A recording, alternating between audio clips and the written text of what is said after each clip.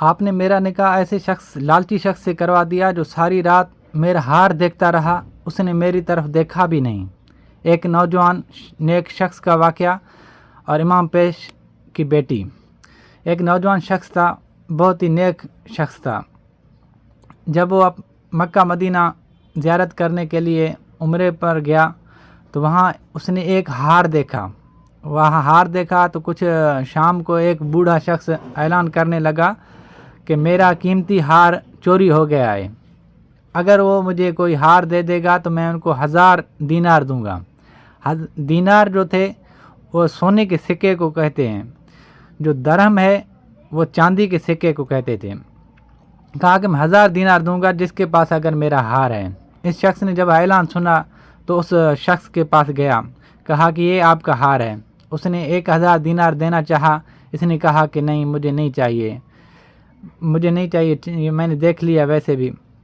اس کو دے کر وہ وہاں سے چلا گیا۔ وہ شخص حیران رہ گیا، کہا کہ ایسا نیک شخص میں نے پہلی مرتبہ دیکھا ہے۔ کچھ دنوں کے بعد وہ جو شخص تھا نوجوان، روزگار کی تلاش میں سفر کرتے ہوئے کہیں جا رہا تھا۔ کشتی میں بیٹھے وہاں سے روانہ ہوا۔ کشتی ہچکولے کھاتے ہوئے کشتی ٹوٹ گئی اور بڑے طوفان میں لوگ بکھر گئے۔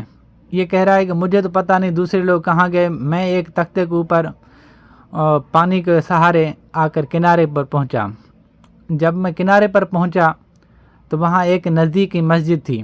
جب میں مسجد میں گیا، وہاں وضو وغیرہ کیا، نماز کا ٹائم تو نہیں تھا، میں نے قرآن پاک کھولا اور قرآن پاک کی تلاوت کرنے لگا۔ وہ جو پڑوس والے مسجد میں جو پڑوسی تھے، وہ شخص، ان لوگوں نے دیکھا مجھے، کہا کہ کیا آپ قرآن پاک پڑھنا جانتے ہیں؟ اس شخص نے کہا ہاں، مجھے قرآن پاک پڑھنا بھی آتا ہے، پڑھانا بھی آتا ہے۔